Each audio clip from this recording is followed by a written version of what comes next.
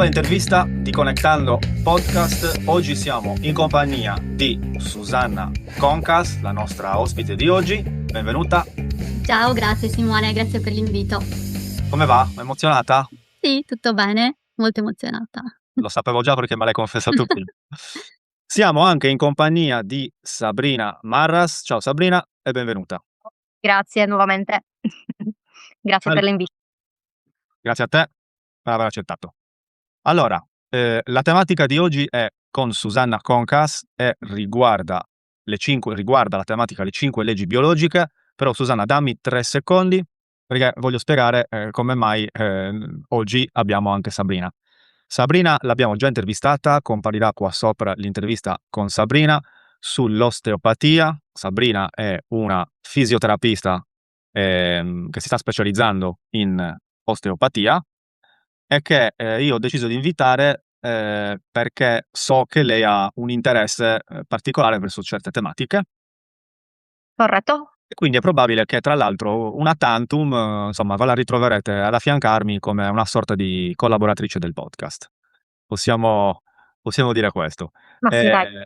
Prima di concentrarci su Susanna e le 5 leggi biologiche, Sabrina, ti chiedo giusto una mezza frase per ricordarci al volo cos'è l'osteopatia. Va bene. Allora, cerco di riassumere ciò che è stato spiegato in un'ora in 30 secondi.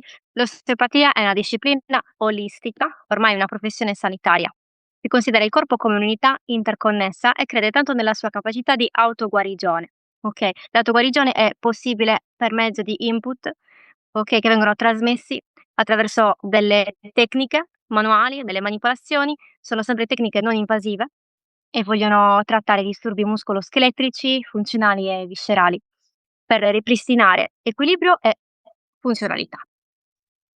Perfetto, grazie. Può essere chiaro? Sì. Chiarissimo. Riassuntivo. Allora, ok. Benissimo. Se volete approfondire, l'intervista la trovate su questo stesso canale. Possiamo dire che in un certo qual modo non sono poi così distanti le 5 leggi biologiche dall'osteopatia. Sicuramente non sono antagoniste. Magari durante l'intervista sorgerà spontaneo qualche collegamento. Però adesso torniamo alle 5 leggi biologiche, insomma, la tematica di questa intervista. Susanna, ci fai capire subito di cosa si tratta, gentilmente? Certo, Simone. Allora, le 5 leggi biologiche sono una branca che è stata scoperta dagli studi del dottor Hamer a seguito di una tragedia familiare che subì nel 1978, quando in vacanza nel mare della Corsica fu coinvolto Vittorio Emanuele, mentre alcuni proiettili colpirono il figlio 19enne del dottor Hamer in una barca. A seguito di questo incidente, il dottor Hamer notò che uno shock in se stesso, e questo notò anche che si verificarono proprio degli eventi significativi che lo spinsero poi a indagare sulla natura delle malattie. Allora ebbe proprio, a poche settimane dalla morte del figlio, gli fu diagnosticato un tumore ai testicoli e quindi, questa intuizione, gli venne perché iniziò proprio a sospettare che non si trattasse di una coincidenza, ma che ci fosse proprio una correlazione diretta tra lo shock della morte di suo figlio, che poi morì a dicembre, e quindi di questo lutto, e l'insorgenza di questo suo tumore. Lui aveva anche la possibilità di lavorare in un ospedale oncologico e quindi iniziò a sospettare che, anche nei suoi pazienti si verificasse proprio nelle loro storie personali, prima della malattia, fosse avvenuto proprio uno shock, e quindi si mise proprio a indagare e scoprì che in tutti i casi in cui le diagnosi oncologiche erano state precedute da shock simili, confermavano proprio il legame tra trauma psichico e attivazione del programma biologico delle malattie, e quindi questo portò il dottor Hamer a scoprire proprio le 5 leggi biologiche. Ok, quindi da lì poi tutto il resto. Esatto. Sì, lui praticamente, scoprì che il sintomo che arriva non è un errore della natura, ma è parte proprio di un programma biologico speciale e sensato che avviene volto proprio alla sopravvivenza in risposta di uno shock. Quindi non è un caso quello che ci accade quando abbiamo dei sintomi particolari. Perfetto, e queste leggi biologiche sono appunto 5, no? Esatto, sono 5 leggi e poi magari in un altro momento le spiegheremo tutte e 5. Adesso ti faccio più che altro una panoramica. Comunque quello che rivelano le 5 leggi biologiche è proprio il sistema neurovegetativo che regola i sintomi attraverso l'alternanza di 2 fasi principali. Sono la prima, che è una fase di simpaticotonia, che viene chiamata anche fase attiva, e poi la seconda, che è una fase di vagotonia, ossia fase di riparazione. Nella fase attiva lo possiamo anche verificare quando abbiamo delle situazioni particolari, quando per esempio avviene uno shock improvviso, magari abbiamo un incidente oppure veniamo rincorsi o un animale viene rincorso, no, c'è una fase di stress, che immediatamente tutto il corpo si mobilita, quindi abbiamo scariche di adrenalina, aumenta il battito cardiaco, abbiamo magari mani e piedi freddi, quindi ci accorgiamo che in quel momento siamo in tensione, no, e poi subito dopo questa fase qua c'è una fase viene chiamata vagotonia e inizia nel momento in cui il conflitto viene risolto e in quel caso là vediamo magari dei sintomi di rilascio, per esempio una scarica di adrenalina, quando magari notiamo, sempre facendo riferimento a un incidente, che ci tamponano, qualcuno che ci insegue e poi ci mettiamo al riparo, iniziamo a notare che il nostro corpo magari trema, quindi abbiamo uno sfiato e in quel momento ci sentiamo "male", tra virgolette, ma in realtà è tutto avvenuto per una precedente fase di forte simpaticotonia. Okay, molto interessante. Ehm, Step back. Sì, Allora, sì, magari poi entriamo in ogni legge, cerchiamo un attimino di capirle meglio, però mi pare, forse importante sottolineare che il presupposto di tutto questo è che, ciò che ci accade, in questo caso insomma i disturbi, le malattie, o, chiamiamole come vogliamo, ehm, hanno un senso biologico. esatto. Sì, hanno un senso biologico. Per esempio, quel batticuore che ci può venire nel momento in cui faccio sempre l'esempio dell'inseguimento, di un leprotto che magari si sente inseguito da, ehm, un leone, ecco, piuttosto che un altro animale, tutta quella simpaticotonia lo aiuta biologicamente, in maniera sensata, a, scappare via, quindi o a mettersi in salvo o nel caso di un altro animale magari avere una lotta. Quindi tutti quei sintomi che arrivano in quel momento sono di sostegno, okay? Ehm, Quando magari ci troviamo invece in una situazione che dura troppo tempo, quindi immaginiamo, un animale che in natura scappa, la lotta o la fuga dura comunque pochi minuti, no, invece noi ci troviamo nelle situazioni quotidiane ad avere situazioni familiari, sociali, di tutti i tipi che non durano pochi minuti, ma continuiamo a viverle a lungo. E quindi questo ovviamente una fase attiva corta darà dei sintomi corti, una fase attiva molto lunga, quando poi molliamo, che rilasciamo tutto quello stress, avrà dei sintomi molto più lunghi, quindi ci sentiremo "malati" tra virgolette, proprio a causa di questo motivo. Ecco, quindi c'è un motivo per il quale, ci ammaliamo, no, che se non sbaglio ha a che vedere proprio con la prima legge, lo shock. Sì, lo shock a seguito dello shock noi praticamente attiviamo una percezione, che può essere appunto quella di paura, può essere ti faccio anche degli esempi magari, vissuti personalmente, che possono portare a un esempio rispetto a questa tematica. Io per esempio, vengo da una diagnosi di fibromialgia durata moltissimi anni, è così che sono arrivata alle 5 leggi biologiche. I sintomi che io per esempio avevo, mi è stata data questa etichetta che è un contenitore di tantissimi sintomi, Sabrina sicuramente la conosce benissimo, in cui avevo tantissimi dolori, qui nella parte alta del corpo, non riuscivo più a camminare, mi sentivo sempre stanca, avevo una marea di sintomi e non riuscivo bene a capire da dove venissero. Quindi l'unica etichetta che mi avevano dato era fibromialgia, cura miorilassanti, perché la fibromialgia ovviamente è una modalità che il corpo attua soprattutto con i dolori che abbiamo nella parte alta del corpo, in cui la muscolatura liscia inizia a contrarsi e quindi non c'è antidolorifico che tenga, non c'è nulla che tenga, in quel caso danno i miorilassanti. E quindi iniziavo a chiedermi: come mai il mio corpo è contratto in questa parte qua? Erano domande che mi facevo, ma nessuno mi dava delle risposte.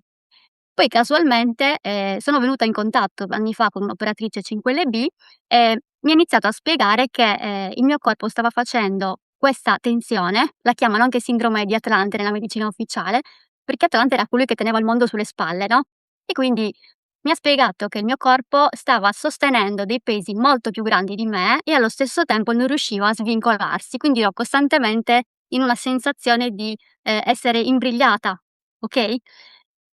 E questo ovviamente poi siamo andate insieme a sviscerare da dove veniva questa situazione. Quindi biologicamente il fatto di avere la muscolatura così era una sensazione di protezione, quindi il mio corpo lo stava facendo per un motivo, okay?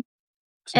Dopodiché la cosa "bella" tra virgolette è che quando ho compreso delle cause che mi stavano tenendo in quella situazione, quindi magari situazioni, familiari, di educazione molto rigide in cui stavo rivivendo, quella modalità, quando ho iniziato, tra virgolette, "a far pace", innanzitutto a comprendere perché il mio corpo lo stava facendo, quindi non era un nemico il mio corpo, ma mi stava proteggendo, mi stava facendo capire che mi stavo facendo troppo carico, ho quando ho iniziato a rimettere le cose al loro posto, al proprio posto, il mio corpo ha iniziato piano piano a rilasciare questi muscoli. Tant'è vero che poi il medico che mi ha diagnosticato questa fibromialgia era rimasto anche a bocca aperta.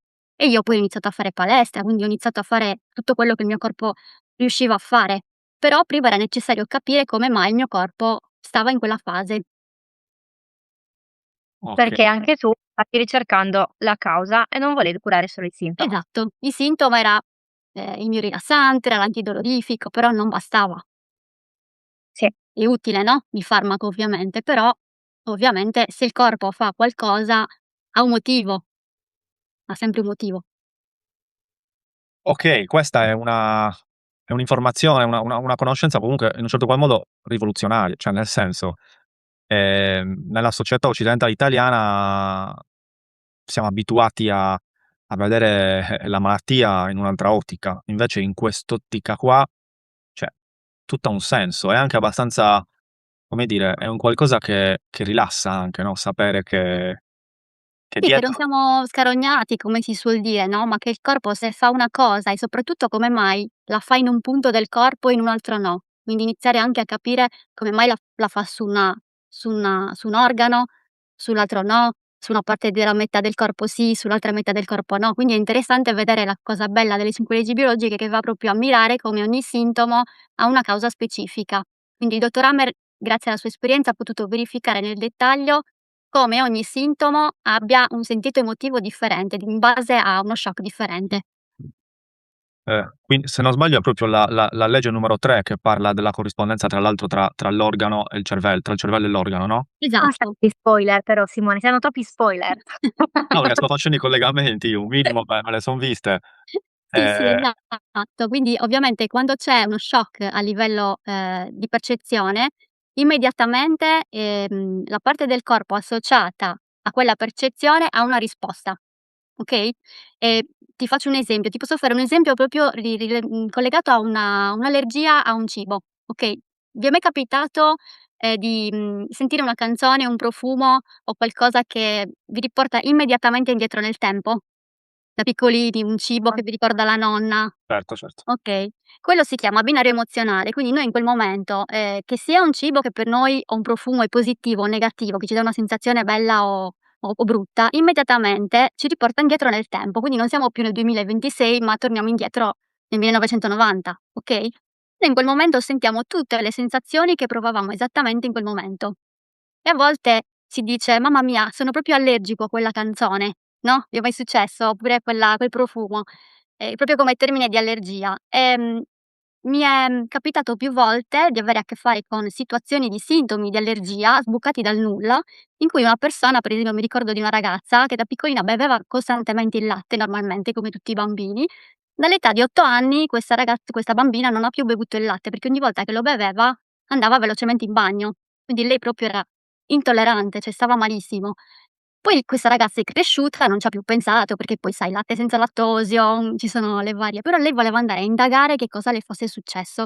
E la cosa bella, tra virgolette, è che grazie proprio all'indagine del sintomo in questo caso, quindi come mai il mio corpo appena metto in bocca il latte, che non ha nemmeno il tempo di digerirlo, perché sappiamo che per la digestione ci vogliono parecchie ore, ma il mio corpo istantaneamente butta fuori quella sostanza. Quindi vuol dire che si attiva una modalità di repulsione di quella sostanza. E andando a indagare, quella bimba all'età di 8 anni era rimasta tutto il giorno senza toccare il cibo per una punizione che aveva avuto da sua mamma, e la mamma era un po' così. La mamma la sera, dopo averla vista che stava male questa bimba, per sistemare la cosa le aveva provato a preparare un po' di latte e biscotti. Quindi questa bambina ha associato in quel momento il latte come un alimento non di nutrimento, ma l'ha associato al torto che le aveva fatto sua mamma privandola da quel cibo, dal cibo in generale. Quindi il suo corpo ha associato latte uguale pericolo, uguale mancanza di cibo. Quindi da quel momento in poi il latte per lei è stato un binario emozionale che la portava a soffrire. Okay? E la cosa interessante è stata vedere che per lei, una volta cresciuta, andando ad analizzare questa situazione, facendo "pace" tra virgolette, con quella parte, di sua madre che purtroppo nei suoi limiti, nella sua educazione gliel'aveva data così, lei ad oggi beve di nuovo il latte. Quindi ha fatto "pace" tra virgolette con quindi lì capiamo che non è l'alimento di per sé che causa un'allergia, ma quello che succede nel momento di shock che il corpo registra. Ovviamente per uno può essere il latte, per uno può essere un altro alimento, ce ne sono tantissimi di esempi di questo tipo ed è bello vedere proprio come ci si può sganciare da questo binario. E quindi dici che è applicabile a tutto? A tutto, sì. A tutto. A tutto. Ti posso fare anche un altro esempio sempre di questa tematica, di una ragazza che ogni volta che vedeva il colore giallo aveva attacchi di panico. Quindi lei vedeva una penna gialla, un vestito giallo, lei, andava in tilt, quindi il suo cuore iniziava a battere velocemente, le mancava il respiro, aveva proprio veri attacchi di panico, e lei diceva: "Non è possibile che io vada per strada e ogni 2 per 3 che io vedo un colore giallo vado in questo allarme." Okay? E in questo caso era stato interessante, ovviamente con buona volontà si può andare a vedere che cosa è successo, e lei anni prima aveva subito una violenza sessuale da un uomo e in quel momento lei purtroppo era talmente, ovviamente sappiamo in queste circostanze che la persona è, impegnata a svincolarsi, no, a proteggersi, a scappare, e non aveva ricordo del fatto che il muro del soffitto era di colore giallo. Okay? Quindi lei non si ricordava minimamente, ma quando abbiamo uno shock il nostro cervello registra tutto quello che abbiamo intorno, quindi colori, profumi, come quando ci succede da bambino che sentivamo e quindi quando noi troviamo un'associazione di quel binario emozionale, possiamo tornare, tra virgolette, "nello shock" e questo ci condiziona ovviamente se non andiamo a comprendere perché. Iniziamo a pensare di essere matti, quella ragazza dice: "Ma il giallo, ma perché?" E lei ogni volta che vedeva il giallo, giustamente il suo cervello le diceva: "Attenzione, perché l'ultima volta che ho visto il giallo è successo qualcosa di pericoloso."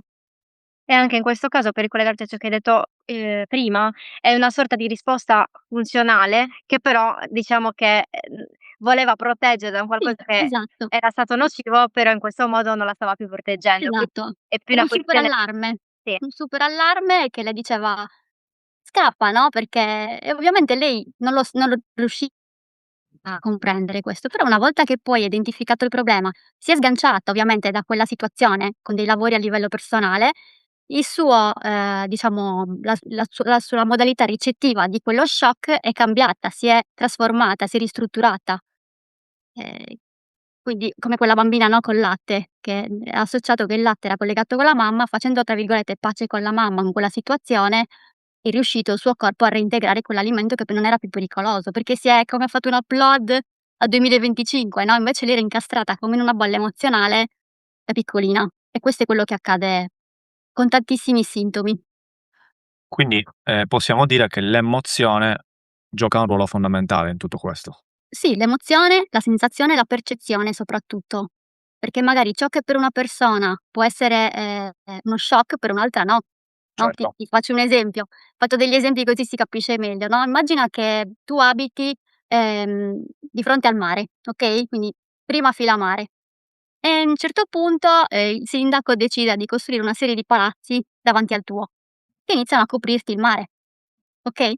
Quindi per te che è la percezione del mare "wow, bellissimo", inizi a vivere uno shock, dici: "No, ma che caspita, ma io ho comprato casa qui, no, voglio vedere il mare".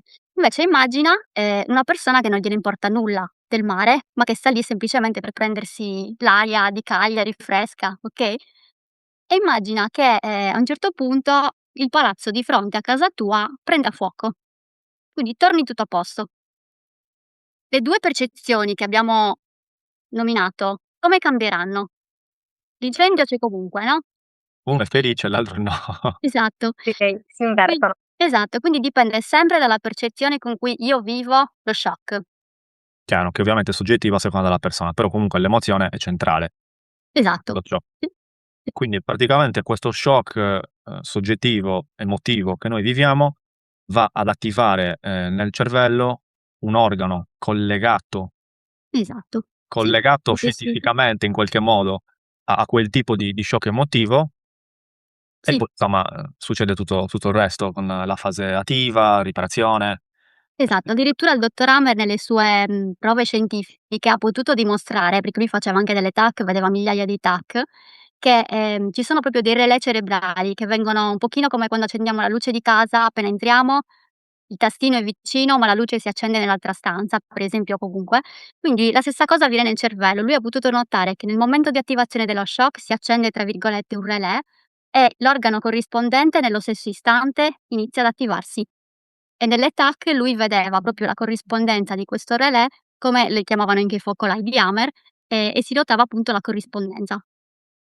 E naturalmente queste corrispondenze pensano siano date appunto dal fatto che, i nostri nervi non sono altro che delle vie come delle autostrade che mandano tante macchine che possono essere neuroni informazioni e delle volte convogliano, un determinato tipo di informazione e quindi 2 strutture apparentemente distanti, correlate da una rete neurale simile, è per quello che magari a seconda dell'emozione provata o dello shock subito, che tipo di shock, si può somatizzare su una parte del corpo piuttosto che un'altra, giusto? Esatto, sì, esattamente così. E molto dipende anche dalla durata, perché ovviamente una fase attiva che dura pochi minuti, come l'esempio di prima, l'inseguimento, il leproso va sulla tana o muore, dipende dall'esito, dura poco in biologia, ma noi siamo testoni, no, quindi protraiamo le situazioni per mesi, per anni. Vi faccio un esempio: questo bicchiere d'acqua secondo voi, non si vede bene, quanto può pesare?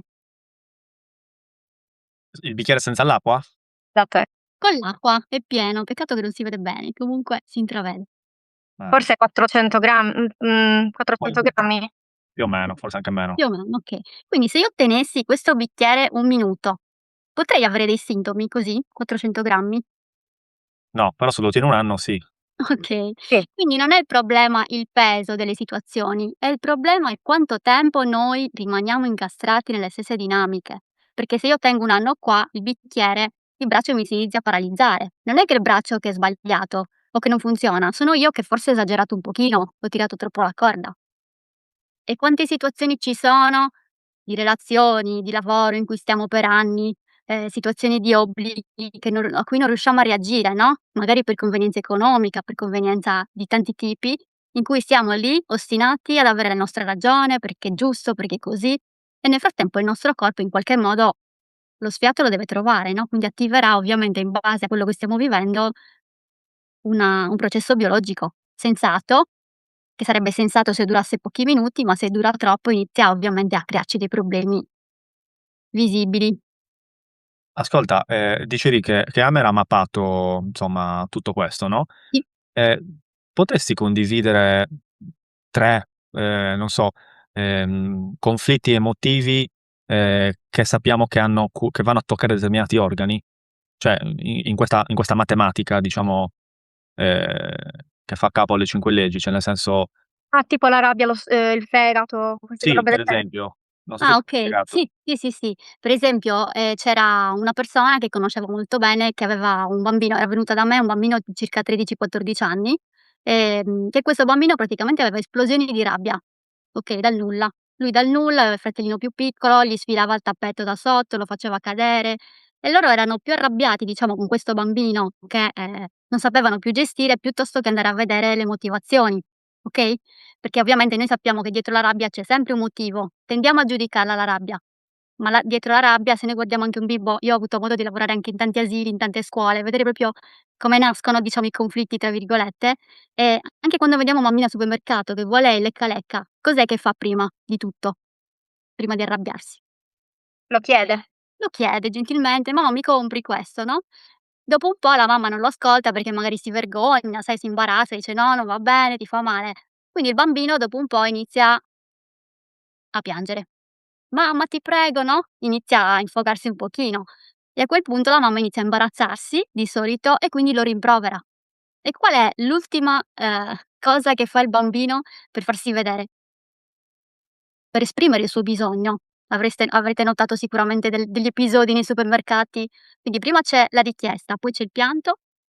Ah sì, poi sì, è arrabbiato, è Si arrabbiato. arrabbia, esatto, alla fine butta le cose per terra, strilla e a quel punto la mamma ancora di più, quindi in ciclo infinito, no, quindi prima della rabbia c'è sempre un dolore non ascoltato e questo vale sia per i bambini che per le persone adulte, okay, e quindi per quanto riguarda questo ragazzino di 13, 14 anni aveva queste esplosioni di rabbia, ma semplicemente perché i genitori non si erano accorti che essendo molto impegnati in situazioni lavorative, con l'altro bambino più piccolo avevano iniziato a trascurare questo ragazzino.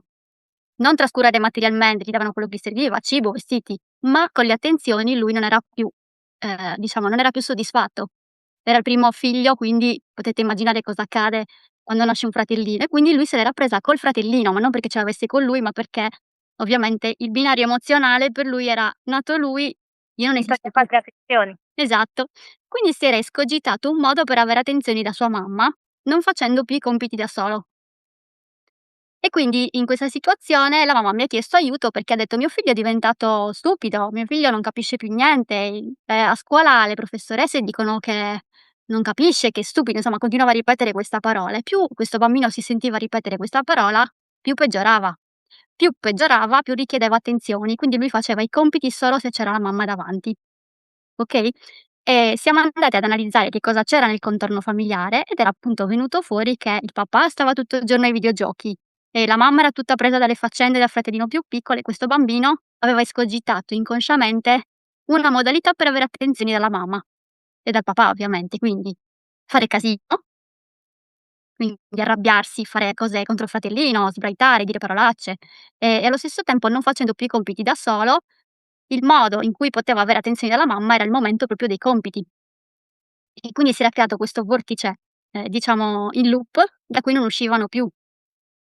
Quindi allo stesso tempo questo bambino ha iniziato ad avere problemi di, dolori e bruciori gastrici, che è la sede della rabbia. In questo caso lui era un bambino che non aveva mai avuto questo tipo di sintomi, iniziava a sentire bruciori, fastidi e siamo andati a vedere perché proprio il dottor Hamer ha scoperto che nel caso per esempio della piccola curvatura dello stomaco, c'è proprio un sentito emotivo di rancore, okay, rancore, per qualcosa di ingiusto, mi è stato tolto qualcosa di ingiusto. E se andiamo a vedere tutti i casi, è bello per quello, bisogna verificare tutti i casi in cui accade questo, ehm, quel bambino stava vivendo appunto quel sentito emotivo, okay, e nel momento in cui poi i genitori si sono messi in discussione invece che giudicarlo, quindi dedicandogli più tempo attraverso poi un lavoro che abbiamo fatto insieme, questo bambino improvvisamente ha iniziato di nuovo a prendere i bei voti a scuola, a fare i compiti da solo, la situazione familiare si è risolta. E Semplicemente stava meglio anche a livello e gli gastrico. son passati i sintomi ovviamente, non prendeva più il Malox questo bimbo. È un esempio ovviamente di attivazione proprio verificabile che ho visto proprio personalmente, ma l'ho potuto vedere in tantissimi casi. Non a caso quando magari abbiamo sentimenti di rabbia, di rancore, cos'è la prima cosa che ci si chiude? Lo stomaco, ci passa la fame, no, anche i nostri nonni nei termini a volte dicevano: "Questa cosa non mi va giù". Questa cosa non la mando giù, no, troppa rabbia. Quindi anche i detti che dicevano i nostri bisnonni, nonni, non era un caso. Quindi E rabbia a quindi stomaco? rabbia a stomaco, sì, rancore.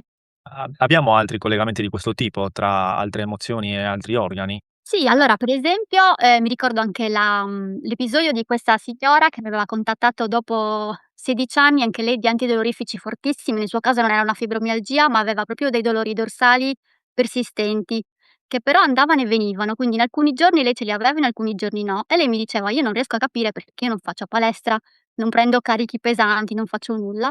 E nel suo caso erano la parte proprio dorsale, okay? E lì, per esempio, il dottor Hammer spiega che quando ci sono dei dolori nelle prime vertebre dorsali, il sentito emotivo è quello di: "Sento il peso del mondo addosso e non riesco a sostenere questi obblighi, quindi queste imposizioni sopra di me, allo stesso tempo sento proprio il mondo addosso". Quindi questa ragazza, mentre parlavamo, che notava che nella sua famiglia non c'erano chissà quali cose a livello tecnico, fisico, ehm, si è resa conto che lei in tutti quegli anni si faceva, tra virgolette, "carico" dei suoi genitori che litigavano, anche se non abitava più con loro perché lei aveva tanti figli, marito, ma lei ogni volta che i suoi genitori litigavano andava lì a casa e cercava di mediare nelle loro litigate facendosi carico una volta uno, una volta l'altro dei loro problemi. Quindi lei iniziava ad avere questi dolori quando finalmente loro andavano d'accordo. Quindi quando riusciva a fare pace, cioè vedeva, scusami, che i genitori facevano pace, che lei era riuscita finalmente a mediare, lei iniziava ad avere questi dolori dorsali, okay, che era la fase di riparazione, la fase vagotonica. In fase attiva lei non sentiva niente, ma nella fase di riparazione iniziava a sentire questo peso, okay? Per lo stesso motivo per cui quando siamo in una situazione di pericolo e dobbiamo scappare, quindi si attiva quello che abbiamo nominato sistema simpatico. Magari se noi abbiamo in precedenza, prima di quell'evento pericoloso, avevamo dei dolori articolari, ginocchio, caviglia, nel momento in cui dobbiamo correre non lo sentiamo, Non non ne ce n'è sentiamo già. più. Esatto, si silenzia tutto perché in quel momento il corpo mette in moto altre cose più essenziali. Poi quando ci rilassiamo, le febbri, i dolori e nel caso di questa signora, appunto, lei quando ha iniziato a "mollare" tra virgolette quest'obbligo che sentiva, perché alla fine i genitori settantenni e lei cinquantenne, diceva: "Ma alla fine a me chi me lo fa fare a mettermi in mezzo, no, farmi carico di tutto questo peso", no, e lei ha iniziato a vedere anche i muscoli piano piano che rallentavano, no, che piano piano, si scioglievano, okay, non aveva più questi dolori. Per 6, 7 mesi è stata senza alcun dolore, non ha preso più antidolorifici. Un bel giorno mi chiama e mi dice: "Guarda Susanna, mi manca un po' il sintomo". Io dico: "In che senso ti manca il sintomo?" C'è da dire che quando avevo tutti questi dolori mio marito mi portava le borse della spesa, ehm, mi avete già capito, mi aiutava in casa, mi portava il cane fuori e quindi diciamo che c'era una certa convenienza ad avere quel sintomo. E lei da quel momento lì, in cui si stava accorgendo che quel sintomo le dava un vantaggio, ha riniziato di nuovo ad avere i dolori. Quindi una parte di sé voleva "guarire" tra virgolette da quel conflitto, un'altra parte aveva una convenienza, la convenienza di cui vi parlavo prima, no, per cui rimaniamo. Quindi lei a un certo punto ha detto: "Mi conviene più avere i dolori perché almeno mi aiutano". Quindi il problema dei genitori non c'era più, però c'era il problema adesso a casa. Poi ovviamente abbiamo fatto un lavoro, quindi non è ricaduta per un periodo è ricaduta in quella modalità lì, però poi ha detto: "Okay, mi conviene prendermi le buste della spesa piuttosto che, stare notte e giorno col mio rilassante", insomma, che lei non voleva nemmeno prendere perché si stava spaccando un po' tra fegato e stomaco, aveva tutti i valori sballati proprio a causa di questi farmaci. Alla fine ha detto: "Okay, ho compreso". Quindi molto dipende anche dall'approccio che abbiamo verso la nostra malattia cosiddetta. Totalmente, Siamo totalmente. responsabili in parte, lo so che sembra strano, ma dipende molto, molto da noi, da come ci relazioniamo. Soprattutto nel processo di guarigione, perché nel momento in cui sorge una malattia o un disagio fisico, molto spesso non siamo consapevoli di quello che ci sta accadendo o di quello che o dell'atteggiamento che stiamo mostrando verso la vita. Però siamo non completamente, ma siamo tanto responsabili nel momento in cui vogliamo guarire. Esatto, sì. E in quel momento avvengono i miracoli, come li chiamo io, perché il corpo è fatto per ovviamente sostenerci, quindi ci supporta, okay, non è che all'improvviso cioè nel senso per un periodo adeguato okay, il problema è proprio quando esageriamo. Quando esageriamo ovviamente anche il corpo ha i suoi limiti, però se manteniamo una fase attiva abbastanza corta, ovviamente i sintomi che avremo saranno più gestibili. Okay, Susanna, provo un attimo a immedesimarmi in nell'ascoltatore che non ha mai sentito parlare di 5 leggi biologiche, perché comunque Sabrina, insomma, più o meno è diciamo del settore, ha comunque anche un'infarinatura di base, si è anche studiata qualcosina, eccetera. Mh-mh. Io non sono del settore, però qualcosina me la sono vista, ma ho ancora 2 puntini che devo unire. Però Sì, magari un ascoltatore che non ha mai sentito parlare di 5 leggi biologiche, allora permettimi un attimo di provare a fare il punto della situazione. Cioè, fondamentalmente, la malattia, quando arriva, ehm, possiamo dire forse che in linea di massima si tende a pensare da una parte che sfiga, non so, ehm, esa o dall'altra, insomma, il corpo è una macchina difettosa che si è beccata 'sta malattia, mh-mh. giusto? Okay. Sì, Invece, nella visione delle 5 leggi biologiche, non dico che succede l'opposto, ma quasi. Nel senso che arriva quindi questa malattia perché c'è stato uno shock emotivo prolungato nel tempo sì, e che il nostro corpo, che non è una macchina difettosa, ma è una macchina intelligente, praticamente risponde intelligentemente o ancora meglio biologico intelligentemente sì. a questo shock emotivo, ehm, attraverso quindi Il cosa? sintomo stesso. Cioè questo il Ovviamente è una cervello fa il pazzo. rivoluzione, però immagina anche l'esempio di prima. Io mi trovo tutta dolorante, senza aver fatto, sforzi fisici, ma li ho fatti a livello emozionale, facendomi carico, no, come l'esempio di prima. A cosa serve il dolore, se ci pensi, in biologia? Pensando anche a un animale, no, che ha fatto una mega corsa, che si Allarme. stanca è un allarme, ti costringe a stare fermo, perché nella fase di riparazione di quel muscolo, se tu ti muovi, fai danni. Sabrina lo sa bene, no, magari un un tendine piuttosto che un muscolo in fase di ripresa ha bisogno di riposo, un riposo biologico, quindi comunque il dolore in quel momento è fisiologico, come quando abbiamo la febbre, no, non è che siamo tutti pimpanti quando abbiamo la febbre, tutto il corpo accompagna quella riparazione con edemi, okay, per starci tranquilli a riposo, cosa che un animale farebbe di default. Ma noi no, perché dobbiamo lavorare, c'è la malattia intendo quella dell'INPS, e quindi stiamo sempre in movimento. Invece in natura, se un leone si storce una caviglia, non si mette ad andare a lavorare per forza col Voltaren lì a sta lì 3 settimane fermo, che è il tempo di riparazione, tranquillo, tranquillo, e poi si riprende. Quindi dobbiamo anche accompagnare la fase di vagotonia, quindi di riparazione in maniera sensata. E Mh. quindi il sintomo ci permette anche di capire che è il momento di fermarci in quel momento, per esempio in un muscolo, in un tendine. Okay, vorrei potessimo fare un esempio, completo che attraversa tutte le 5 leggi biologiche. Non so, possiamo scegliere una malattia, tra virgolette, "classica"? È una cosa prima, Vai perché Sabrina. questi spoiler per me stanno facendo ma possiamo sapere queste 5 leggi biologiche? Io non le conosco e voglio sapere quali sono. Ah, in Vai. ordine dici? Sì, Okay, allora la prima legge biologica è determinata da uno shock, okay, quindi in sostanza quando noi viviamo uno shock di qualunque tipo e lo percepiamo come una sensazione di, "Oh mio Dio, adesso cosa faccio?" Quindi viene vissuta in totale sensazione di solitudine, quindi mi coglie impreparato, okay, in quel momento, ehm io, attivo proprio tutto il mio sistema ortosimpatico, okay, e di solito non ho sintomi in quel momento, perché sono impegnata proprio a trovare una soluzione, Okay. okay? Quindi se ci troviamo davanti a un pericolo improvviso, incendio, qualunque cosa, tutte le nostre funzioni sono diciamo mobilitate per trovare immediatamente una soluzione per la nostra sopravvivenza. Quindi ogni sintomo che parte da uno shock, ehm, diciamo, viene vissuto dalla singola persona secondo, la percezione, determinerà in quel momento quale programma verrà attivato, che come dicevamo prima per uno può essere magari la paura, per uno può essere la fuga, per uno può essere la lotta, quindi non è uguale per tutti. Se ci fate Certo. caso, di fronte a uno shock c'è anche chi rimane paralizzato, per esempio, Mh-mh. Certo. okay? Poi la seconda legge biologica invece è quello che di cui abbiamo parlato prima, quindi c'è una fase di simpaticotonia, la prima e la seconda di fase vagotonica, quindi ci sono queste 2 fasi in cui, ovviamente si muove tra virgolette "il sintomo", okay? Sì.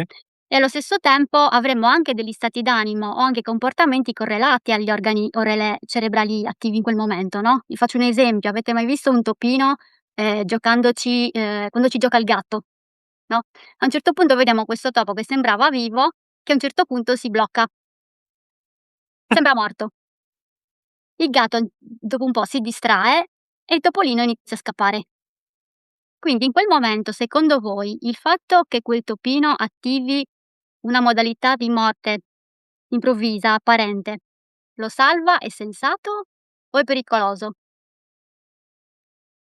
beh, è sensato dato che poi è riuscito a scappare. Esatto, perché il gatto, diciamo, si eccita finché vede l'animaletto, lo vediamo anche a volte con gli insetti, no, Mh-mh. ehm, perché gli permette di non essere appetibile per il predatore. Quindi il gatto si distrae, visto che di solito è eccitato da quel movimento, il topo, il suo sistema neurovegetativo si blocca momentaneamente per permettergli di scappare al momento giusto. È pieno di video anche che potete vedere in natura e quindi è sensato, okay? E quello per esempio viene chiamato anche come comportamento morte emozionale. Quindi ci sono situazioni in cui, non so se avete mai visto delle persone che sono particolarmente, chiuse emotivamente, cioè gli può scoppiare una bomba davanti e loro impassibili, non hanno nessun tipo di reazione. Quella per esempio, parlando di comportamenti, perché il dottor Hammer ha scoperto anche, che in ogni diciamo, sintomo che attiviamo c'è anche un comportamento correlato. Quello per esempio viene chiamata costellazione del cervelletto. Quindi durante la costellazione del cervelletto la persona o l'animale che si sente attaccata in più fronti manifesta una morte emotiva e quindi non ha nessun tipo di reazione. Questo le permette proprio di ricevere qualunque attacco sopravvivendo. Molto Okay. intere Mh. Poi giustamente in poco tempo è complicato spiegare argomenti così dettagliati, ecco. Mentre la terza legge biologica la possiamo invece racchiudere in una fase di vari tipi di crescita, perché nelle 5 leggi biologiche il dottor Hammer ha scoperto che ci sono vari tessuti e varie famiglie embrionali. Sicuramente Sabrina avrà studiato l'embrionologia, mi sa, credo, Qualcosina, qualcosina. ectoderma, mesoderma, insomma Esatto, vediamo un po', esatto, da sì. dove derivano i vari tessuti del nostro corpo ed è curioso come magari dei tessuti molto distanti hanno la stessa derivazione, embriologica. Non so se Sì, volevi arrivare a sì, questo. sì, sì, sì. E la cosa bella che ha scoperto il dottor Hammer, che praticamente nel paleoencefalo, quindi composto da tronco cerebrale e cervelletto, nella fase attiva c'è un'immediata crescita di funzione o di aumento cellulare. Per esempio l'esempio di prima dei muscoli, lisci, della muscolatura liscia, in fase attiva, quindi sto così, sto tutta contratta per cercare di, proteggermi, okay, di riuscire a svincolarmi da una situazione perché sono bloccata. Quindi in quel caso c'è un aumento di funzione. Mentre negli altri tessuti, quindi nel mesoderma del midollo e la corteccia cerebrale sempre della branchia che hai studiato anche tu, si comportano in maniera inversa. Quindi in fase attiva magari c'è un'ulcerazione o riduzione di tessuto, come per esempio la piccola curvatura dello stomaco che dicevamo prima con la rabbia. In fase vagotonica B, in quel caso c'è una crescita cellulare, e allo stesso tempo diciamo che la fase attiva, e la fase vagotonica sono di pari durata. Quindi più la fase attiva è lunga, come dicevamo prima, più la fase di riparazione sarà, ehm, uguale. Ma io posso chiederti di Certo. ripetere questa piccolissima parte? Allora ti faccio l'esempio, dell'epitelio della pelle, Mh, dell'epidermide, mh, okay, che l'epidermide per esempio è composta è della famiglia embrionale dell'ectoderma, okay. okay, la corteccia cerebrale.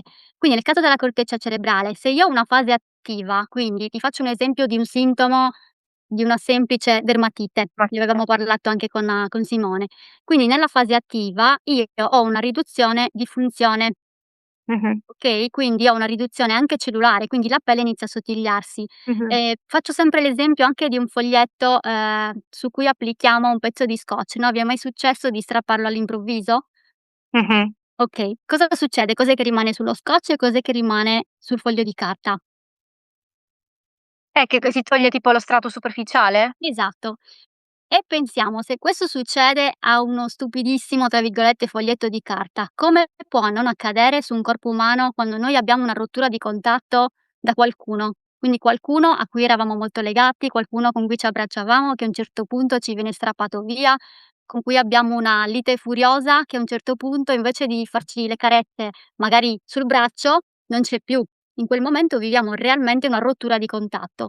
Quindi nella fase attiva in cui io vivo questo shock di rottura di contatto con questa persona, ehm, nella mia pelle si formerà un'ulcerazione. Ovviamente è, invisibile, perché a meno che non sia durata una fase attiva moltissimi anni, comunque ci sarà un'ulcerazione. Nel momento in cui io ritrovo quella persona, oppure ho di nuovo diciamo una vicinanza, ci faccio pace o la rivedo, la riabbraccio, in quel momento la pelle che si è ulcerata, quindi della corteccia cerebrale in quel caso, no, la riduzione di funzione che ti dicevo prima, inizierà a avere una riparazione, quindi la fase vagotonica, quella di cui parlavamo prima. Quindi le cellule intorno inizieranno a mobilitarsi per riparare la pelle, quindi avrò prurito, avrò un edema, avrò dei rossori e la pelle in quel caso là inizieremo a vedere che si ripristinerà.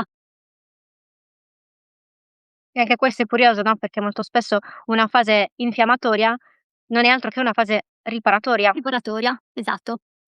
E questo lo vediamo in biologia costantemente, nel senso che quando magari, che ne so, ci facciamo una bruciatura sulla pelle oppure ce la raschiamo, comunque la pelle già si prepara subito a ripararsi, ci sono già quelle cellule pronte per entrare in gioco per ripararla, okay, solo che siccome un graffio lo vediamo, mentre uno strappo, tra virgolette, "emozionale" da una persona, una rottura con una persona non la vediamo, e magari inizia a venirci proprio una io lo notavo anche nei bambini all'asilo questo, se vuoi ti faccio un esempio molto pratico.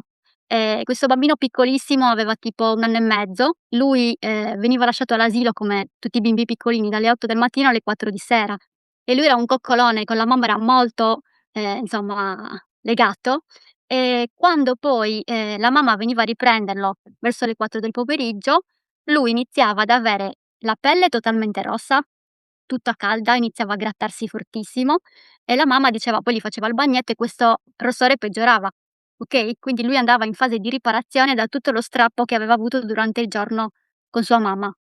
Il giorno dopo tornava all'asilo, sintomo sparito, quindi tornava di nuovo in fase attiva. Quando poi tornava a prenderlo la mamma, immediatamente questa è una cosa quotidiana, ho avuto modo di vederla veramente durante i mesi, ed è stato interessante perché, lui, ehm, questo bimbo, la mamma ci dava il suo contatto, era mancante in quelle ore. Ed era bello vedere questa cosa della percezione, come diceva Simone prima con l'esempio dell'incendio davanti casa, no, del palazzo, come tanti altri bambini non attivavano quella tessuto, ma magari ne attivavano altri, attivavano la rabbia piuttosto che altro. Invece quel bambino era più scioccato sul contatto perso. Quindi ognuno vive uno shock in maniera diversa e anche questo ne è un esempio, perché anche per un lutto non tutti reagiscono nella stessa maniera, per esempio, no, dipende sempre su cosa siamo più sensibili nel momento dello shock. Okay. Come siete con il tempo? Io Sabrina? ancora posso stare. Siamo tranquilli, son Sì. tranquilla.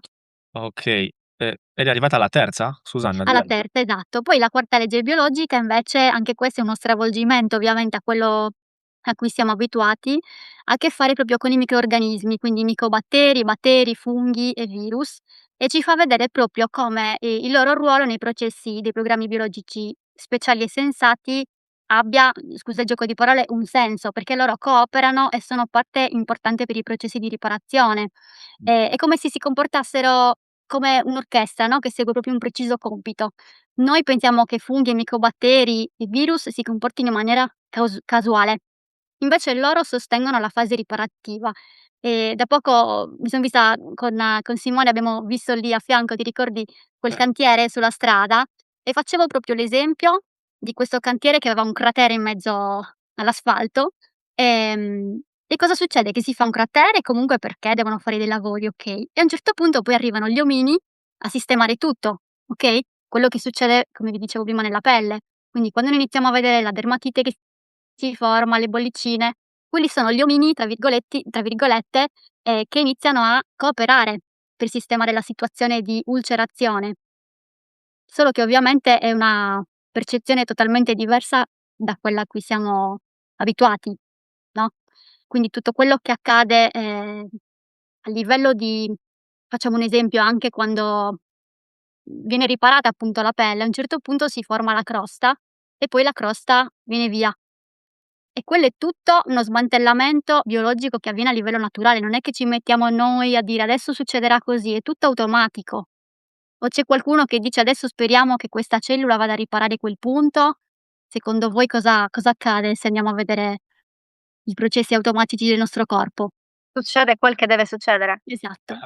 Mh. Sia con l'intervento dell'uomo, sia che non ci sia questo intervento.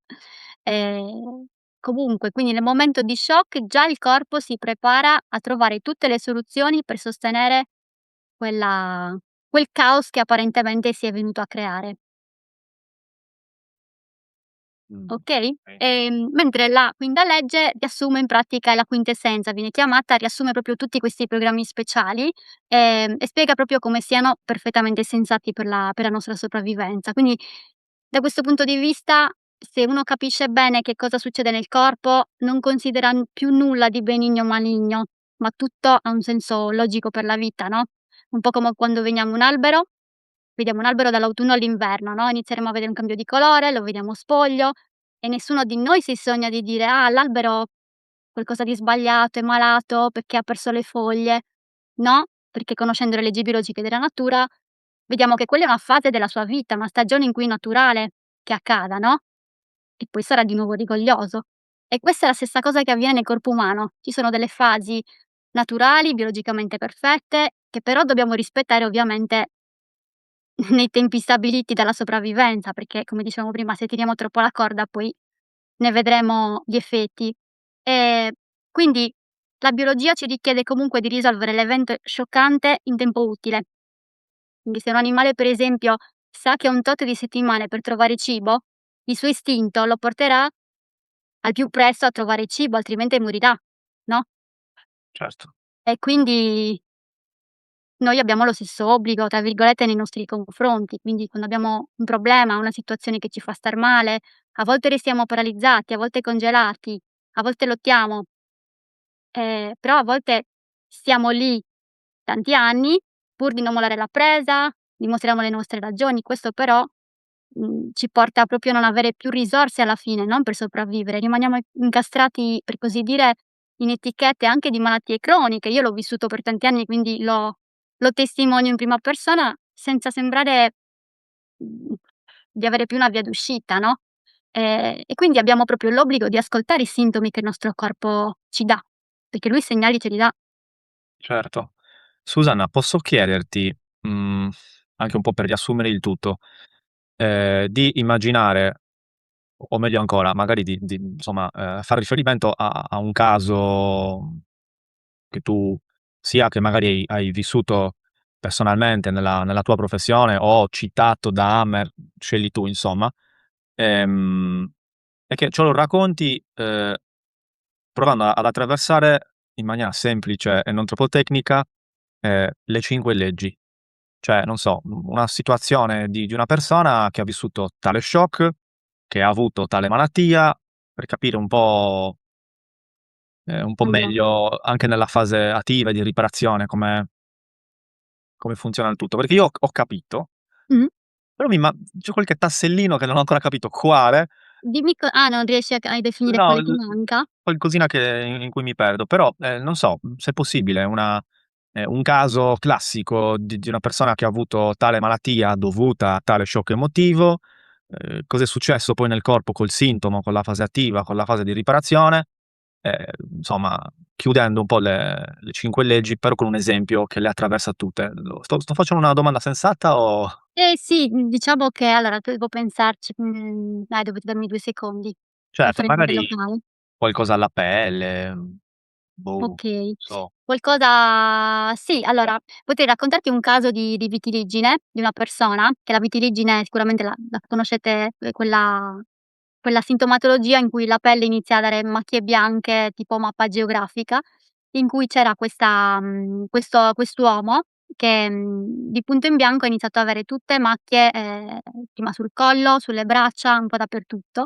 E il sentito emotivo in questo caso del dottor Hammer che ha scoperto è una rottura di contatto, come dicevamo prima, ma con sfumatura non giusta. Quindi sono in una situazione in cui ho questo contatto, ma per me non è giusto, cioè non lo sento giusto per me, okay?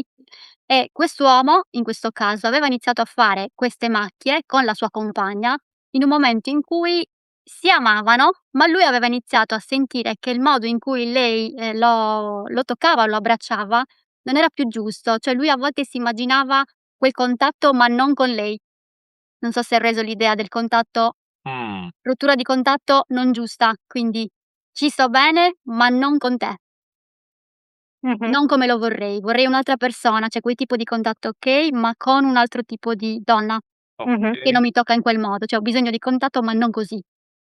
E lui non aveva il coraggio di lasciare questa persona. Nel suo caso, ecco, lui sentiva che non era più adatto a quello di cui aveva bisogno, soprattutto a livello affettivo, proprio di tatto, e quindi la sua pelle aveva iniziato proprio a fare una riduzione di melanociti, che è quello ovviamente che dà il colore alla nostra pelle, no, quindi la sua pelle aveva iniziato a ridurre questi melanociti, okay, Sì. quindi c'era stata una riduzione di questo tessuto, perdita di colore, okay? Nel momento in cui siamo andati a vedere che cosa aveva, diciamo attivato, quindi ha iniziato a vedere che lui da anni stava con questa persona che attivava costantemente la stessa situazione quotidianamente, quindi queste macchie si allargavano esattamente nei punti in cui riceveva queste carezze che non erano adatte per lui. Lui poi aveva lasciato questa persona, ma nonostante tutto il sintomo non era rientrato nella normalità. Perché cos'era successo? Che lui aveva continuato a vivere nella stessa casa con questa compagna e tutto in quella casa gli ricordava lei, quindi la caffettiera regalata da lei, quindi lui un giorno si è bruciato con la caffettiera e quindi si è ricordato del contatto con quella compagna. Quindi lei non c'era più, ma il suo "fantasma", tra virgolette, continuava a ricordargli che lui era rimasto troppo a lungo in quello stato. Quindi è come se lui fosse ancora insieme a questa persona, cioè lui viveva in loop quella sensazione lì, okay?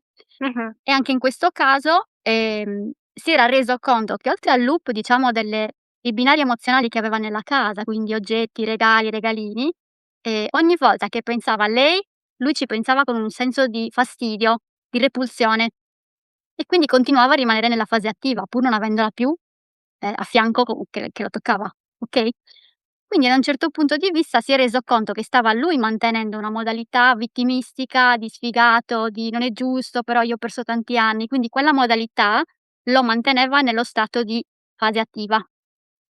Nel momento in cui ha riconosciuto che doveva lasciare andare, tra virgolette, dentro di sé tutto questo fastidio, perché ormai la storia era chiusa, no, la sua pelle piano piano ha iniziato a ricomporsi di melanociti. Quindi i melanociti hanno iniziato a tornare in funzione e piano piano mi mandava le foto poi passo passo, questa mega macchia ha iniziato piano piano a ridursi, a ricomporsi di queste cellule colorate, quindi piano piano adesso nel giro di mesi gli sta tornando tutto alla normalità, ecco. Però c'è stata una disponibilità proprio da parte sua, non è che avviene solo sapendolo, diciamo, la riparazione, per esempio in questo caso dell'epidermide. Quindi ovviamente ci vuole una presa di consapevolezza per correggere Sì, quello sì, shock. perché lui comunque rimaneva in questo loop mentale: "Non è giusto, maledetta", sai a volte quando si dice questa cosa quando si lasciano gli ex: "Disgraziato, non me lo dovevi fare". Quella modalità lì ci tiene nella fase attiva, anche se il problema ce lo siamo tolti apparentemente di torno, rimaniamo nella fase attiva. Quindi ha diciamo, anche senza vederla, lui ha cercato di far pace con questa parte della sua ex compagna che non accettava e quindi non c'era più motivo di stare in fase attiva. Quindi il corpo a un certo punto diceva che: "Okay, fase attiva finita, inizio a riparare". E ci son tantissimi casi, per esempio, di vitiligine che si sono ripigmentati dopo 10 anni, dopo 12 anni, e i medici non se lo spiegano spesso e volentieri perché dicono: "No, ormai dopo anni". Però c'è un detto che dice: "Le malattie non leggono i libri". E quindi a Vero. volte no, anche Sabrina sicuramente ne vede tanti di piccoli miracoli quotidiani, no, quello che magari è definito una cosa irreparabile, ehm, accade. Solo che la cosa strana è che non si vanno a studiare quei casi miracolosi, si continuano a studiare quei casi di Che si ripetono, quelli esatto. terribili. Invece si dicono: "È un miracolo, ho capito, un miracolo, ma andiamo a studiare cos'è successo nel profondo di quella persona, cosa è riuscita a fare". Mh-mh. Cambierebbe tutto, no, invece di pensare a una persona solo come un numerino, protocollo, standard, no, Già. vedere il suo mondo emozionale fa la differenza. Sarebbe molto interessante e bello se si riuscisse in un futuro introdurre, le leggi biologiche come diagnosi differenziale, nel senso, nel momento in cui una persona manifesta un determinato sintomo, determinate sintomatologie, per carità, va bene tutto quello che già conosciamo, tutto quello che ci dicono di fare, ma se ci fosse questa arma in più, si eviterebbe di andare incontro a tutti quei danni che spesso si va con una terapia sbagliata o con tutto il carico, emotivo che può portare a una determinata diagnosi, perché a me proprio incuriosisce come si potrebbe integrare questo nella vita clinica di tutti noi. Sì. E da poco ho varie persone insomma che conosco che hanno avuto casi oncologici, mi hanno detto: "Sai Susanna, io ho fatto tutto quello che dovevo, protocollo, giustamente ho fatto quello che era giusto per me, che sentivo". Ho detto: "Ma che ci fosse stato qualcuno che mi avesse chiesto: 'Come stai? Cosa hai vissuto? Come mai ti è venuto questa cosa all'improvviso? Stavi benissimo?'" Ho detto: "Io mi son sentita tipo un numerino, finivano con me, iniziavano l'altro", quindi in alcuni centri in Italia fortunatamente hanno iniziato a affiancare percorsi psicologici per sostenere anche queste persone che ovviamente hanno una marea di emozioni in quel momento, di paure, no, però più di una persona mi ha fatto notare questa cosa, che ci vorrebbe un approccio molto più emotivo, emozionale, andare a ricercare la causa.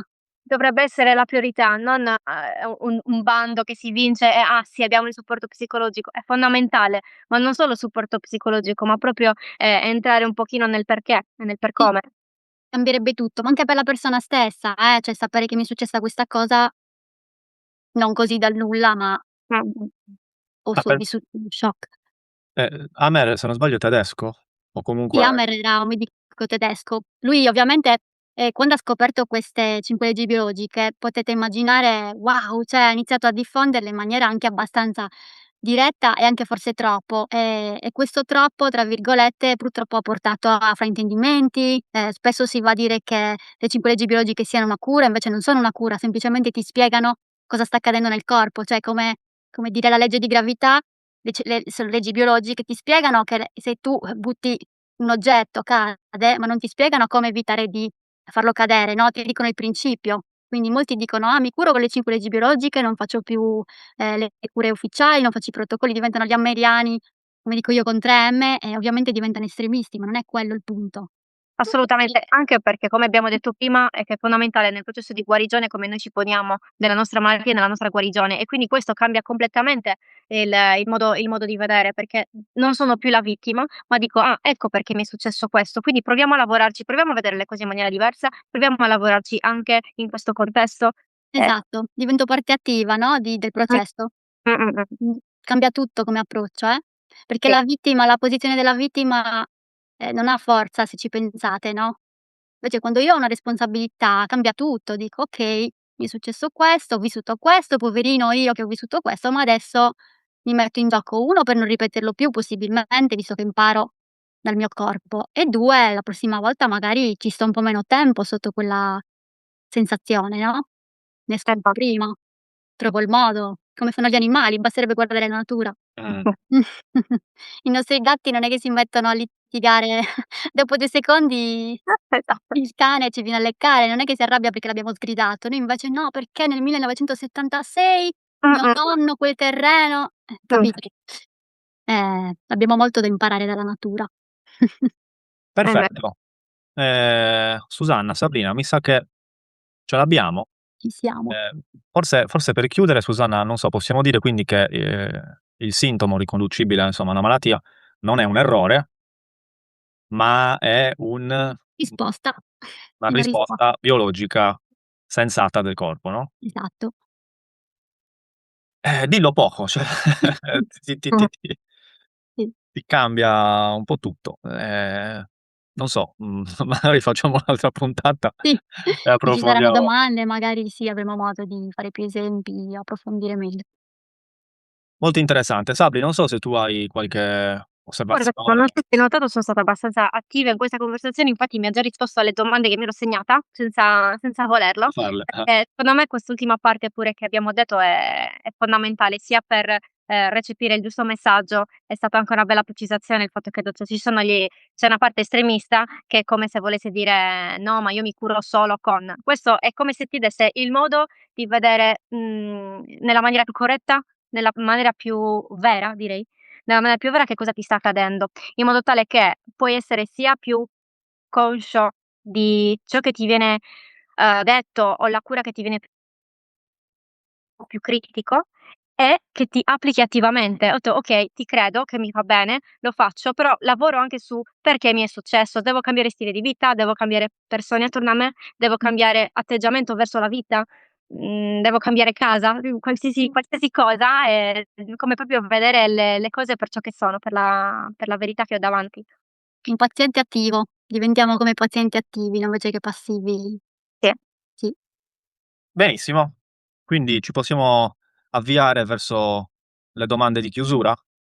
sì, Grazie Susanna innanzitutto, è stato veramente super interessante, veramente grazie. Penso che questa conversazione mi abbia anche tanto arricchito perché insomma mi può tante delle perle che hai portato mi possono servire tanto nella mia pratica lavorativa e sei stata anche super chiara, davvero, grazie. grazie a voi per la condivisione e l'ascolto. Questa è l'idea del podcast Connectando, connettere se stessi con se stessi, con nuove informazioni, ehm, se vogliamo anche una parte che non conoscevamo di noi stessi, insomma, ampliarci e poi condividere anche informazioni tra persone, no, in questo caso tra chi parla, chi ascolta e ovviamente chi ci sente da casa. Ehm, Probabilmente ci sarà qualcuno che da questa intervista si è accesa una lampadina, insomma, magari da domani vede le cose in maniera diversa. Non so, c'è una scuola, un qualcosa che si può che si può fare Sì, per io dire personalmente ho studiato ci sono, pochissime scuole in Italia, io ho studiato presso la scuola una delle più importanti praticamente che è Psiche 5LB, che ha la sede a Cagliari, ma fa dei corsi in tutta Italia, anche online. Quindi io ho seguito il primo anno inizialmente quasi per gioco, proprio per capire che cosa stava succedendo al mio corpo e ho detto: "Vabbè ci provo, vediamo un po'", non ho mai studiato biologia e poi ho capito, grazie a questa scuola, che è possibile imparare dall'A alla Z anche tutti i tessuti del corpo, perché ti hanno una maniera di istruirti molto semplice, quindi anche se ovviamente l'argomento è importante, hanno proprio uno strumento didattico che è accessibile a tutti. E quindi ho fatto prima il primo anno e poi ho detto: "Vabbè, quasi quasi continuo", perché c'era poi il secondo e il terzo anno per diciamo di relazione d'aiuto, proprio per applicare le leggi biologiche anche ad altre persone, per aiutarle con le consulenze. Io ecco ho seguito questa scuola, quindi si può approfondire, poi c'è anche un canale, YouTube con lo stesso nome che offre molto materiale gratuito, quindi poi eventualmente se c'è qualcuno interessato puoi dare tranquillamente il mio contatto, ecco. sì, nella descrizione del video lasceremo Lo insomma mettiamo, okay. sì. Sì. Benissimo, chissà, magari Sabrina stessa Sarà una prossima. ti incuriosisce un po'. Abbiamo tantissimi osteopati, tra l'altro io avevo tantissimi osteopati colleghi di corso che lì si svolta ovviamente tutto il mondo, no, nella terapia perché dici: "È venuto questo col dolore al ginocchio", dici: "Boh". Immagino. Infatti anche noi abbiamo questa tendenza di cercare la causa. Sì, Mh. sì, quindi sarà interessante. Assolutamente. Va bene, adesso più che ricercare una causa ti chiediamo un consiglio, che riguarda una lettura, un libro. Se hai indipendentemente Susanna, anche se vuoi, dalle 5 leggi biologiche, da Hammer, se un libro che per te è stato importante, ha segnato una svolta, insomma, che ci vuoi consigliare. Sì, ho trovato molto interessante il libro La biologia delle credenze di, Ah, Bruce sì, Lipton, mh, sì. e ho trovato molto, molto riscontro perché Puoi ripetere? Dimmi scusa, non si è sentito di bene. Bruce Lipton. Okay. La biologia delle credenze, e ho trovato molto riscontro soprattutto perché lì parla di come veramente anche siamo connessi, cioè che non siamo semplicemente degli esseri umani buttati lì a caso, ma che tutto quello che avviene poi anche diciamo proprio in riferimento alle leggi biologiche ha un senso. Mi ha colpito molto, un passaggio dove parla del fatto che a volte pensiamo a una persona, quella persona ci chiama come se fossimo delle antenne, no, tutti interconnessi. Quindi è un libro che anni fa mi ha veramente aperto un mondo, quindi lo Ecco, consiglio. hai indirettamente spiegato un po' il senso del podcast che non sono riuscito a spiegare prima, connetterci a quella rete là, no? Connettando. Come? Connettando. Connettando. Esatto, esatto. Bene, sì, io non l'ho letto, però, ne ho letto un altro suo e comunque lo ritrovo sempre questo della biologia delle credenze Guarda, e ma son indirettamente lo cose che conosco. notiamo sempre, Simone, perché basta guardare gli uccelli quando volano tutti insieme, i pesci se ne muove uno e tutti insieme si spostano. Cioè in natura è una cosa normalissima questa viene chiamato anche campo morfogenetico, però con gli esseri umani non a volte le notiamo, no, queste connessioni, ma non ci facciamo caso. Esatto, Figuriamoci nel corpo tutto quello che avviene che ancora non conosciamo. chiaro. E magari Quindi ascoltando Susanna nel podcast connettando, attiviamo l'antenna, ecco, quello è il senso. mh, Tra l'altro con le costellazioni familiari, se non sbaglio la seconda intervista che abbiamo fatto, si entra proprio in sì, quel campo stesso sì, e con tanti altri strumenti che esistono. sì. Bene, un film invece ti viene in mente? Un film? Allora, personalmente guarda sarà paradossale, però mi è piaciuto tantissimo il film Braveheart di Mel Gibson. Ah, certo, classicone. Semplicemente per una tematica riguardo proprio alla ricerca anche della libertà, e sarà che è un tema che mi ha toccato molto nella mia vita, ma proprio si vede lui come in questo film fa di tutto e non scende a compromessi per ottenere la sua libertà, che può essere ovviamente fisica, mentale, no, e a volte siamo molto condizionati nella nostra libertà anche intellettuale, no, a volte per irretimenti religiosi, familiari, no, e invece è bello aprire la nostra mente, io l'ho vissuto con i miei sintomi, che ero molto ostinata, e quindi lo consiglio per questo messaggio proprio di libertà, di ricerca della libertà interiore. Mi ha spronato in questo senso. Okay, apro e chiudo parentesi al volo. Tu ti sei avvicinata, come raccontavi all'inizio dell'intervista, alle 5 leggi biologiche per la tua particolare esperienza che Sì, raccontavi, giusto? Ma prima sì, di sì. allora Susanna, insomma, aveva un'altra cosmovisione delle cose, non avevi Sì, io ero una paziente molto passiva, io prendevo tantissimi antidolorifici, farmaci, proprio sembravo quasi un robottino. Io conoscevo tutti i farmaci alla lettera, adesso prendo questo per questo, ero ipocondriaca, tra l'altro, perché mia mamma aveva tantissime enciclopedie di malattie, quindi io mi guardavo tutti questi libri pieni di malattie, di cose. Dicevo: "Oh mio Dio, mi viene quello, mi viene", quindi son cresciuta sempre con questa paura di tumori, di ammalarmi, dicevo: "Poi a un certo punto mi troverò con questa malattia". E quindi poi quando ho iniziato ad avere degli interventi anche chirurgici per varie cose che mi sono accadute negli anni, ho detto: "Ecco, son sfigata", proprio come pensavo da piccola. Ah, E poi mi ricordo che una mia amica nel 2013, quindi molto prima di conoscere le leggi biologiche, mi disse: "Sai che forse devi fare ricerche sul dottor Hammer, perché forse tutto quello che ti sta succedendo è in base a quello che stai vivendo". Io ero andata su Google e avevo trovato un sacco di informazioni distorte, in cui parlavano male, che era un antisemita, insomma perché lui, e quindi ho detto: "No, no, no, tu non hai capito niente, io sto proprio male". E quindi lei con pazienza, zitta, zitta, ha aspettato e poi dopo son peggiorata con questi sintomi fino al 2019, quindi ben molti anni dopo, e una mia amica mi disse: "Guarda, comprati questo libricino", che era l'introduzione alle 5 leggi biologiche. Quando ho iniziato a leggerlo era il momento giusto, ho riempito di domande chi mi stava seguendo, ho iniziato a vedere il riscontro sul mio corpo e ho detto: "Devo studiare questa cosa, la voglio divulgare il più possibile". ecco, okay, Mh. abbiamo E l'ho chiuso. intrapreso come lavoro, alla fine lo faccio come lavoro, sì. Quindi, ufficialmente diciamo sei una, come ti possiamo definire, una Sì, io consulente, sì, un'operatrice un'opera 5LB, perché mi sono diplomata proprio nella scuola 5LB, allo stesso tempo lavoro come counselor, quindi ho la possibilità anche di, tra virgolette, "dare una mano" in situazioni magari in cui qualcuno è incastrato, sia in sintomi recidivanti, ma anche incastrato in situazioni, soprattutto a livello familiare con bambini piccoli, perché ho avuto molta esperienza anche in quell'ambito, e offro proprio degli spunti affinché la persona possa trovare le risorse che già ha, ma non le vede, per uscire proprio da quei meccanismi di loop che lo tengono appunto incastrato in disagi.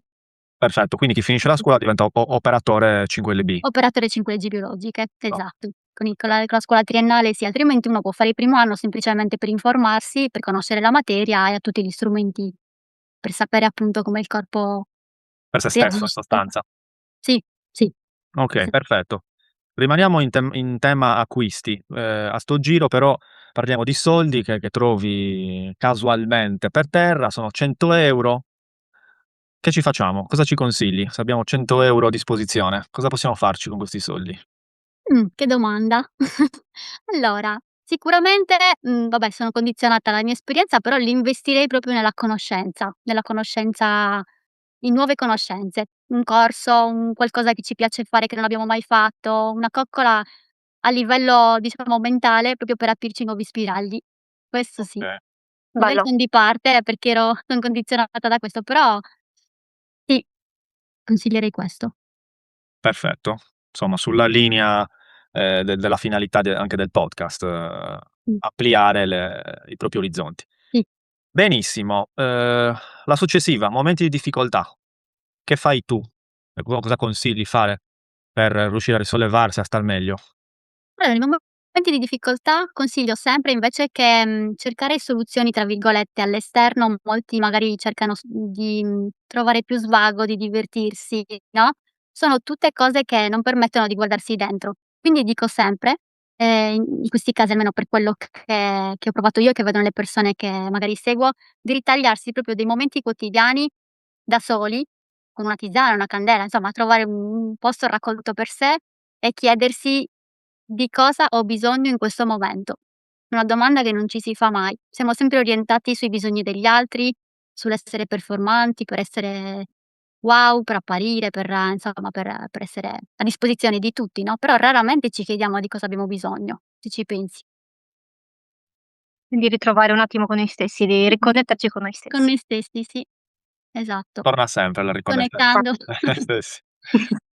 Bene, Basta poco, veramente pochi minuti, quella domanda è potentissima. la ripeti gentilmente? Di Cosa cosa ho bisogno in questo momento?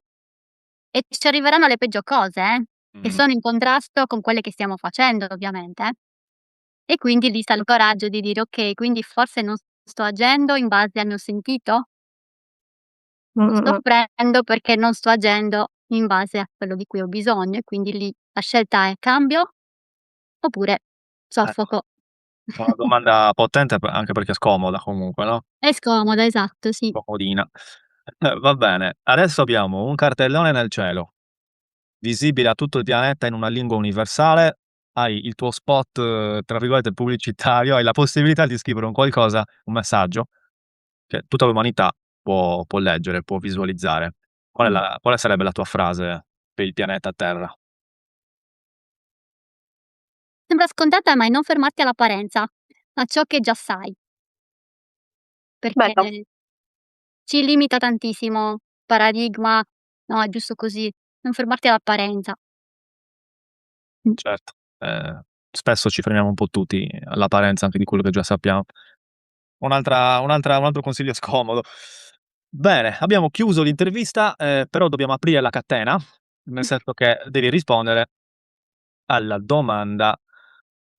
La domanda alla quale devi rispondere è stata formulata da Daniele Bono, pedagogista, e Daniele chiede: quali sono i valori per te, se vogliamo a livello generale, quali sono i tuoi valori, e poi più nello specifico quali sono quelli che proprio guidano la tua vita. Mh. Allora, i valori principali per me sono costo di essere scomodi, quindi sia con altri che con noi stessi, e quelli che guidano la mia vita, soprattutto da circa 2 anni a questa parte, sono proprio il sentire, cosa dice il mio corpo e seguirlo come un razzo, cioè non avere dubbi. Quindi se il mio corpo mi dice che questa cosa non mi sta facendo sentire bene, cambiare, cambiare modalità. Quindi è proprio un valore come una bussola, no, che seguo e ho notato che fa la differenza.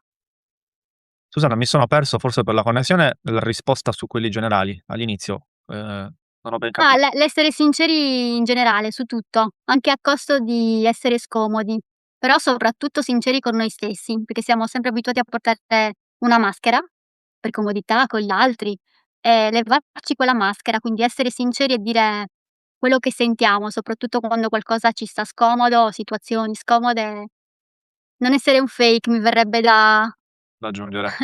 da aggiungere, sì. E poi anche la libertà che hai La citato. libertà, sì, la libertà è una cosa molto mi tocca molto, è una cosa proprio sarà che per questioni personali l'ho vissuta sempre in maniera difficile, quindi quando l'ho raggiunta sia a livello fisico, perché comunque quando ti muovi bene la libertà la senti veramente, sia a livello emotivo, ti permette di fare una marea di cose, di essere di aiuto per altri, ma soprattutto di essere proprio in linea con quello per cui siamo nati, perché io faccio sempre riferimento alla natura, guardando gli uccelli quando volano loro non si chiedono: "Adesso posso andare al mare o posso andare lì?" Loro lo fanno e basta, no, siamo noi che ci mettiamo i limiti per mille paturnie, convenienze, ripeto, quindi seguirla quella sensazione, non sbaglia mai. Mh-mh. E seguiamola allora. Bene, Susanna, grazie mille. Grazie a te Simone, Forse grazie dobbiamo mille. fare la domanda? Ah, la domanda. Vedi che È tra le vero. altre cose Sabrina compensa alla perfezione la mia distrazione di oggi. Sì, Susanna, devi formulare tu una domanda per il Okay, prossimo. la domanda è un po' tecnica, nel senso che mi perseguita da veramente tanti anni, proprio la domanda sui déjà vu. Wow, Su cosa sono i déjà vu, come si spiegano, quindi se qualcuno in base alla sua esperienza avrà piacere di rispondere sarà molto interessante. mh, E magari nel momento in cui non sa rispondere, al massimo potrà rispondere con un suo déjà vu ricorrente, Esatto, cosa che gli è rimasto e se lo ricorda tanto, un déjà vu sì. importante. Magari dirà: "Ho avuto un déjà vu di quest'altra domanda." Pazzesco. E se la sfangherà così. sì, sto avendo un déjà vu e mi sto ricordando che domande del genere forse conviene che gliele dica prima. Esatto, Magari riesce un po' a a vorrei metterla pensare. in difficoltà. Va bene. Bene, Sabrina, grazie anche a te. Grazie a voi. Susanna, grazie grazie. ancora. Grazie mille per il Magari tempo. adesso vi connetto, Sì, a voi 2 magari da cosa nasce cosa. Piacere, assolutamente. Grazie agli spettatori, grazie a tutti e ci vediamo presto su Connettando. grazie, È stato un piacere. piacere. Ciao.